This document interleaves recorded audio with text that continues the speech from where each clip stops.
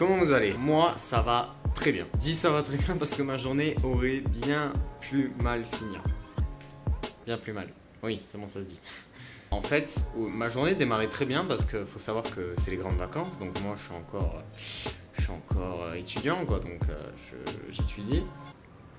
Ouais. Et ce qu'il faut savoir, c'est que du coup, comme je suis en vacances, je me suis dit, Jessie, aujourd'hui, tu vas t'instaurer une morning routine. Du coup, qu'est-ce que je fais? À la place de me lever à 11h, je me lève à 9h.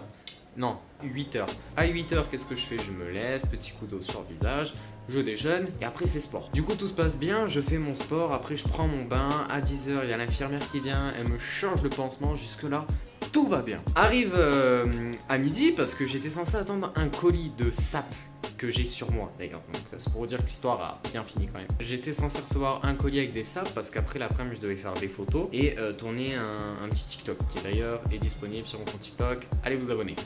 Yes. Ce qui se passe, c'est que entre midi et 2h30 normalement je reçois, c'est là où je reçois mes colis habituels, et là je reçois rien. Ça c'est bizarre. Du coup j'attends, mais bien sûr je ne reçois rien. Nada, niet. Du coup je me dis, je vais aller voir quand même la commande sur le site sur lequel j'ai acheté. Peut-être que, je sais pas, ça se trouve il y a eu un truc du style votre colis n'a pas pu être livré ou une connerie comme ça. Donc je vais voir et il y a marqué votre colis a été livré à 14h. Du coup à ce moment là je pète un plomb.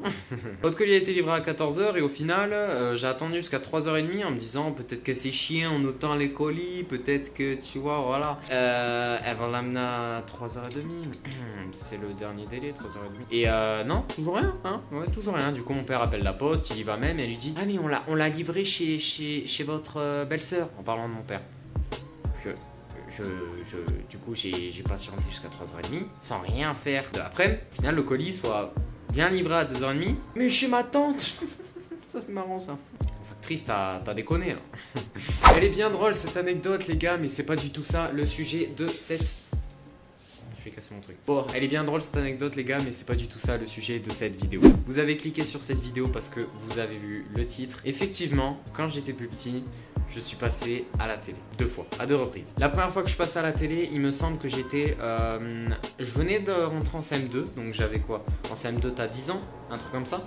Je venais d'avoir 10 ans. À ce moment-là, c'est une période où j'étais sur YouTube, exactement comme maintenant. Sauf que je faisais des vidéos, en fait, des genres de mini courts-métrages avec mon téléphone. Donc c'est-à-dire que je filmais tout avec mon téléphone, je faisais les montages sur le téléphone, les miniatures des vidéos sur le téléphone. C'était une putain d'époque, ça. C'est franchement, ceux qui ont connu mes vidéos à ce moment-là, c'était pépite.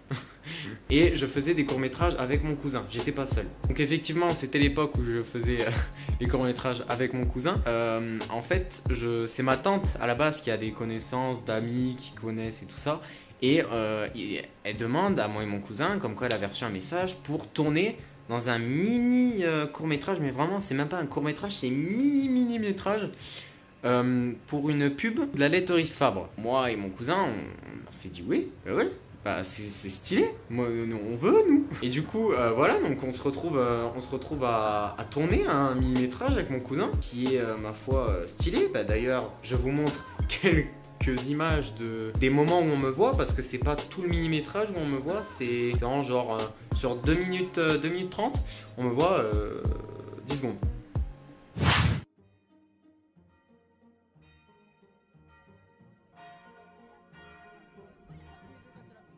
Oh, ils arrivent.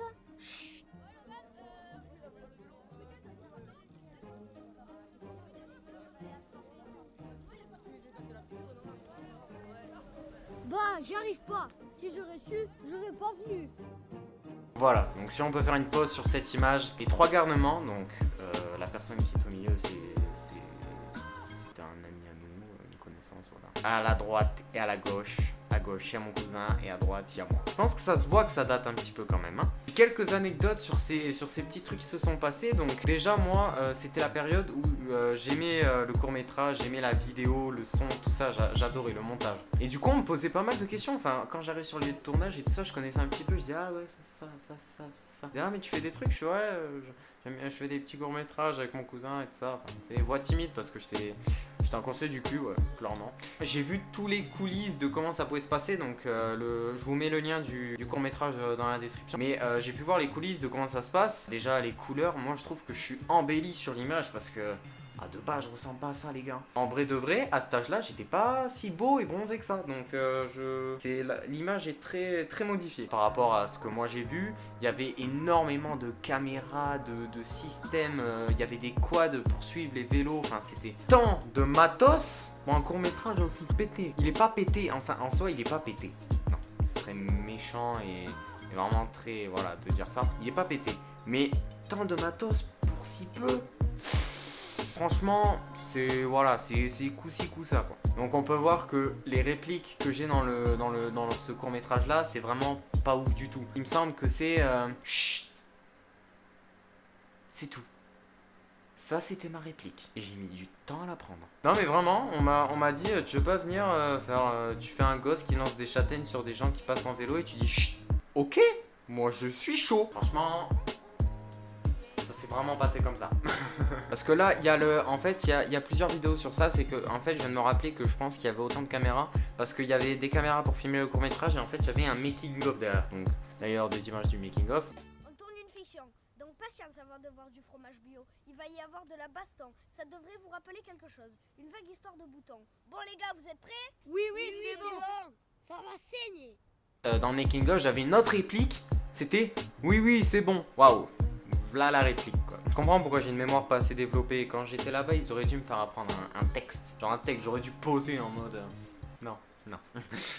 Ce court-métrage du coup est disponible sur YouTube. Il a 8676 vues. Ça va. Franchement, c'était ma première expérience de tourner dans des grosses caméras et tout ça. Et franchement, c'était stylé. Même s'il y avait des scènes que j'avais gâchées, je m'en souviens, j'avais gâché des scènes, on a dû la refaire à cause de moi. En fait, ce qui est drôle, c'est que je vous ai dit vraiment, j'ai qu'une seule réplique, c'est chut. Et j'arrivais à me gourer. En fait, la scène, si je me rappelle bien, donc Raphaël, la personne qui est au milieu de nous, est censé voir les vélos et dire, ils arrivent.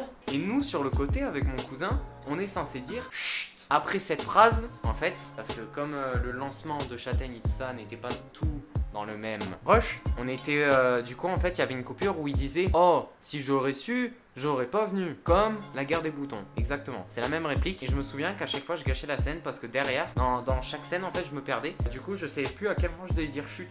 Du coup, ce qui fait que la scène où moi et mon cousin étaient juste censés fermer notre gueule, et ben quand il disait oh si j'aurais su j'aurais pas venu, et ben il y a un connard derrière qui fait chut.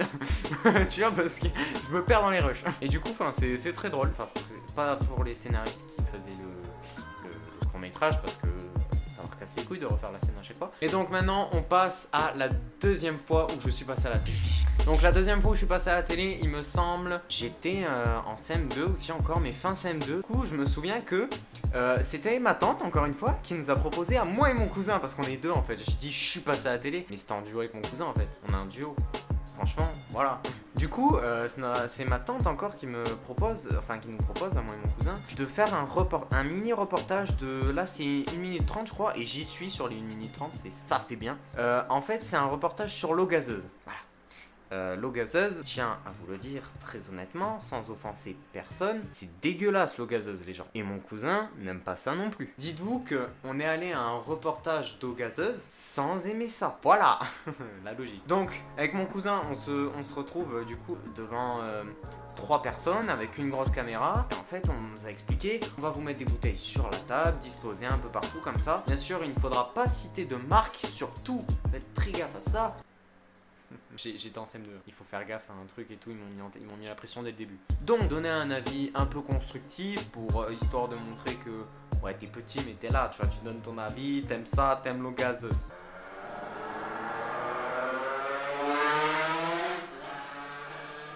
Inch'Allah tu sers, je te le dis. Hein. Le reportage commence, donc du coup il y a une petite intro comme ça. Dans une petite ville du Tarn.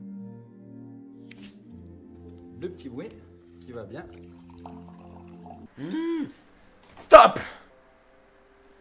C'est moi. Non mais franchement je vais vous laisser regarder le truc parce que c'est vraiment drôle. C'est la tournée du patron. Des amateurs se livrent à une étonnante dégustation. On met le nez dedans. Vous sentez quelque chose? Non, ça sent toujours rien. Mais enfin, je sens pas. Non, je sens rien. Normal, tu sens rien, c'est de l'eau, connard. Mais... Attends, je sais plus, c'est lui qui m'avait posé la question. Est-ce que vous sentez quelque chose? C'est de l'eau. Ça n'a pas d'odeur, l'eau. Attends, mais on m'a pris pour un con en fait là. J'étais comme un mongol à vouloir faire le connaisseur en mode. Non, ça... T'imagines, j'aurais fait genre, tu sais, juste histoire pour faire l'intéressant et tout ça, dire ah ouais, il y a une petite odeur de... Ouais. Il y a pas d'odeur. Non. Il y en a, elles piquent pas trop, il y en a, elles sont douces, ça pique, mais on sent, ça fait du bien, genre par exemple la table. Non, mais en gros, voilà, donc on fait genre les connaisseurs avec mon cousin, on sent l'eau, on goûte, on fait... sympathique celle-là. Moi actuellement j'en rigole. Moi après il y a ma tante, mon père, ça, il voit plus ça comme des souvenirs en mode oh il était mignon. Non. Après bien sûr vous pouvez regarder le reportage, hein. C'est pas du tout abrutissant le reportage, hein. Ça reste quand même des trucs intéressants. Après voilà, il y a plein de marques, comme j'ai dit, il y a plein de marques sur la table. Et bien sûr là c'est le reportage en lui-même. Donc le reportage est bien, on n'a pas cité de marque, il n'y a pas de placement de produit, il n'y a absolument rien.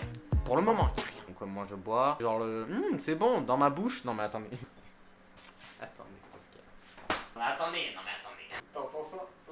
Le plus drôle dans tout ça, c'est que vraiment, j'ai bu toutes les eaux qu'on m'a servi dans le verre. Toutes! Et on me les a pas remplies à fond, vraiment à ras-bord. Et comme un con, en fait, moi je pensais qu'on était là pour boire.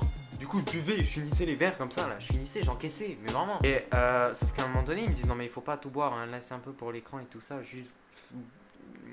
Tu vois, genre vite fait quoi. Ah d'accord. Ah bah ça m'arrange hein, parce que franchement elles sont dégueulasses hein. Moi je vous le dis, hein, c'est pas bon. Et à ce moment là je faisais surtout des vidéos face cam où je jouais CM2.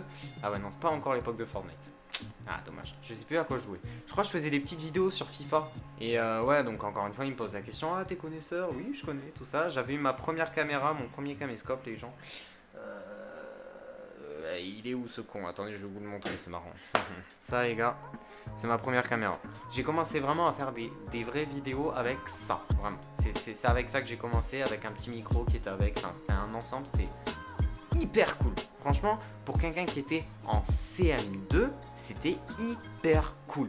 Franchement, je remercie mon père pour ça parce que c'est lui qui me l'a offert. C'était incroyable, vraiment. C'était à la période où je kiffais faire mes vidéos, c'était vraiment trop bien. À ce moment-là, l'eau gazeuse, vraiment, en fait, sur la table, ça m'est arrivé à plusieurs reprises. Bon, bien sûr, ils ont coupé le moment, mais ça m'est arrivé à plusieurs reprises de sortir les marques. C'est-à-dire que à chaque fois qu'on me donnait mon avis sur l'eau que j'étais en train de boire, je disais ah, gna gna là, elle est bien. Tais-toi, faut pas dire la marque. Ah oui, ok. Mais sinon l'autre là-bas elle est bien. Tu vois, je sortais la marque à chaque fois. J'avais l'impression de les faire chier. J'avais 2 de QI. Je répétais la marque à chaque fois. Ça doit être trop chiant pour eux. C'était vraiment pas beau. Qu'une chose de positif à dire, mais vraiment, je vous le dis les gens, après peut-être ça l'a fait qu'à moi, mais je suis vraiment sur YouTube depuis j'ai regardé sur mes trucs YouTube le 26 décembre 2014. Le 26 décembre 2014, tenez-vous bien, j'avais 8 ans. J'ai commencé YouTube, j'avais 8 ans. Aujourd'hui, j'en ai 15. Ça fait 7 ans que je fais que je m'éclate sur YouTube. Sans forcément percer, parce que c'est pas du tout mon but. Genre vraiment, je kiffe faire mes vidéos, c'est comme ça. Si ça fait des vues, tant mieux. Moi, franchement, j'aimerais bien juste faire sourire les gens quand ils regardent mes vidéos, voilà. C'était mon but quand j'étais petit. Et enfin, je m'exprime extrêmement bien sur le truc là. Vous avez vu ça? Est-ce que vous, en CM2, vous exprimez comme ça? Je crois pas. Hein. Franchement, les gars, je vous le dis, YouTube, ça aide pour les expressions orales. Parce que actuellement, comme vous le savez, enfin actuellement, c'est fini maintenant, mais j'ai passé mon brevet, j'ai fait l'oral. Tenez-vous bien, l'oral, j'ai eu 100 points sur 100. Parce que je m'exprime très très bien à l'oral. Et ça, c'est grâce à YouTube. Seul point positif de cette interview sur l'eau gazeuse, mon expression orale. Donc voilà, c'était mes 2 passages à la télé. J'espère que cette vidéo vous aura plu. N'hésitez pas à regarder le documentaire sur l'eau gazeuse et le court-métrage sur la laiterie Fabre. Parce que c'est toujours bien de regarder ça. Ça vous cultive un petit peu plus. Je vous mets tout ça dans la description, le lien de mon TikTok, de mon Instagram dans la description aussi. Donc sur ce, moi je vous dis à la prochaine dans une prochaine vidéo les gars. Portez-vous bien, je vous aime, ciao.